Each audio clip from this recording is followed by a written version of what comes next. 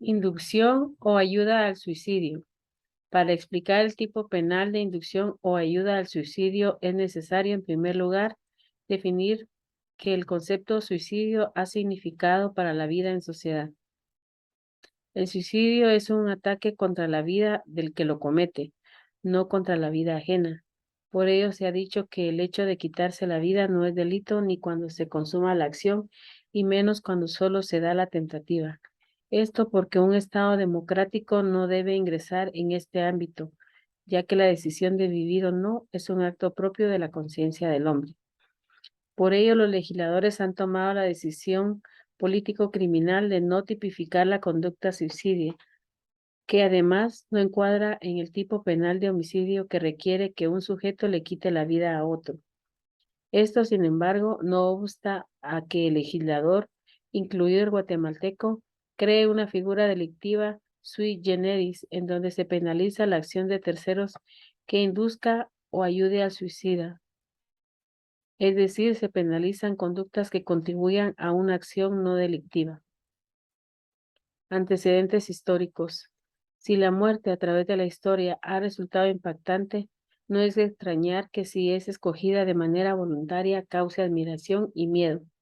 Existe una simultánea cercanía e incomprensión de la muerte voluntaria que no hace extraño que el suicidio lo sea usualmente asociado a un héroe de ficción shakespeariano como Hamlet, que sin ser un suicida tuvo una muerte buscada de manera voluntaria y pronunció una frase que expresa un interrogante filosófico fundamental: ser o no ser. Esa es la cuestión. La cuestión, sin embargo, se remonta a un pasado incluso anterior al siglo XVI, cuando Shakespeare dio vida a 46 personajes suicidas. El recorrido por la historia del suicidio puede empezar en Mesopotamia, donde según un mito el primer hombre fue modelado con sangre del dios suicida Bel y barro y Gilgamesh, rey de Uruk, 2650 años antes de Cristo. Se suicidó, según la epopeya relata en unas tablillas recientemente encontradas en Egipto, donde incluso los dioses se dejaron contaminar por tan humana tendencia. Apareció la primera nota de suicidio firmada por un consejero faraónico del siglo III antes de Cristo y Cleopatra VII. Legó una escena legendaria al dejarse morder por un áspid para evitar el ultraje de presenciar la victoria de Augusto. Resulta importante aclarar que el término suicidio apareció a mediados del siglo XII. La muerte voluntaria no fue condenada en Egipto o Mesopotamia. Tampoco es sinónimo de pecado en los textos bíblicos, donde se encuentran citas como el que pierda su vida por mí, la hallará. Y se describen suicidios que pudieron incitar los martirios fundacionales de la religión cristiana. La crucifixión de Cristo fue considerada un suicidio que surgió la necesidad de distinguir entre buena y mala muerte, que con su oposición al suicidio de Judas enalteció la muerte de Jesús y marcó un límite que ha sobrevivido. Las concepciones alrededor del suicidio y de la autonomía individual sobre la vida han sido muchas históricamente. Para Sócrates, el suicidio es un atentado contra los dioses. Para Platón, supera lo religioso. Aristóteles lo califica como una cobardía que atenta contra las polis.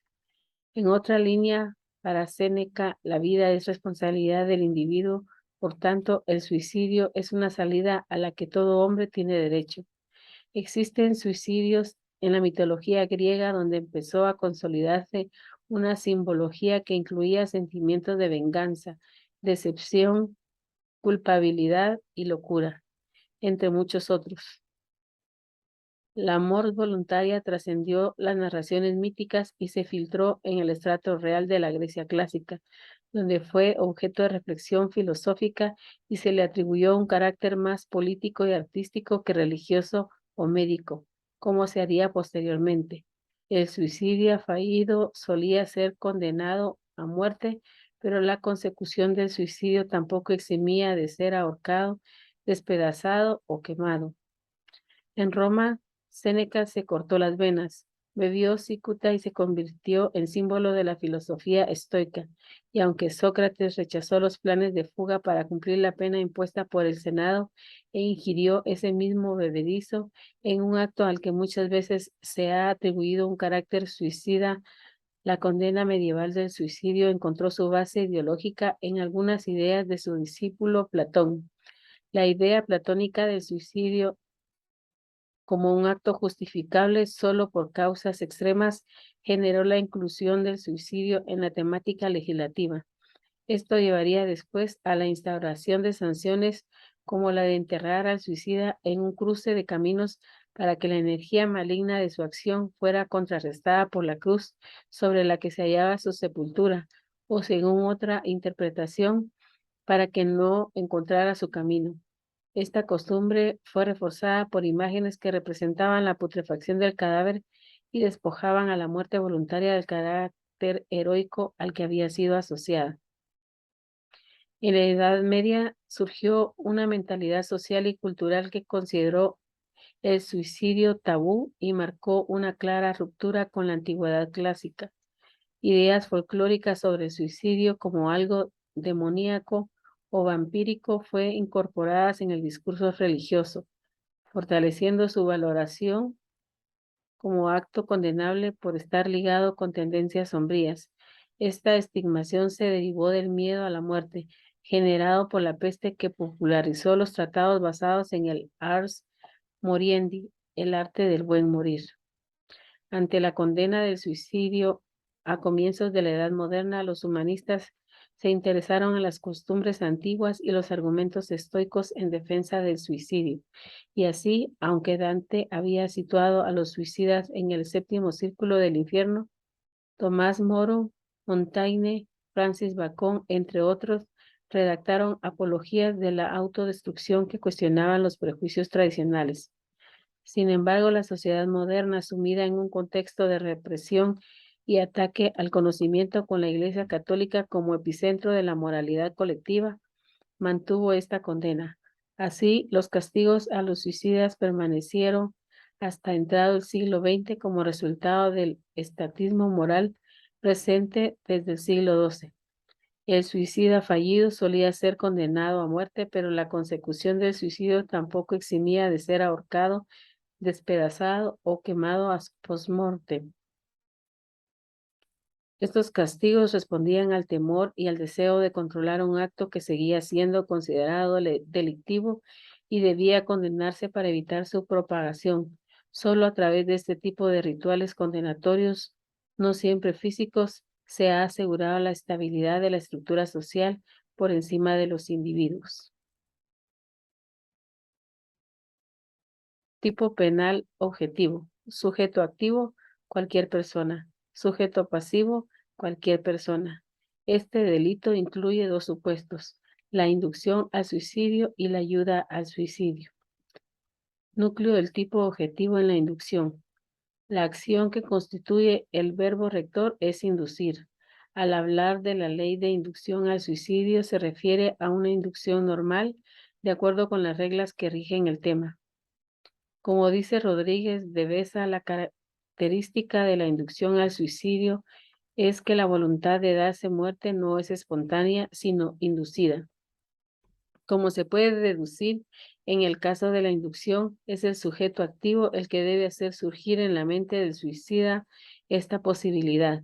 Distinto sería el caso de que el suicida actuara como un instrumento por violencia, coacción, error o incapacidad, donde se estaría hablando de una autoría inmediata, pues el resultado muerte no es producto de la voluntad autónoma del sujeto, sino del error o el engaño que dolosamente es realizado por el tercero verdadero responsable como autor mediato. Como ejemplo de esta situación, el maestro español Muñoz Conde propone el caso de la jurisprudencia alemana en el cual una mujer que queriendo desembarazarse de su marido lo convenció para suicidarse juntos. Para ello, vertió veneno en una botella de licor que hizo tomar a su marido. Tras hacer el acto sexual con él y prometerle solemnemente que ella también se suicidaría, el marido murió. Ella, que no tomó nada de la botella, siguió viviendo. El tribunal alemán la condenó por asesinato. Compartimos lo expresado por la jurisprudencia alemana. Si se oculta al que se está quitando la vida, que realmente está causando su muerte, hay que considerar que el que provoca este error y con su ayuda conduce consciente y voluntariamente el proceso que desemboca o debe desembocar en la muerte. Es autor de un delito contra la vida, en virtud de su mayor conocimiento, con el que manipula al engañado y lo convierte en instrumento contra sí mismo.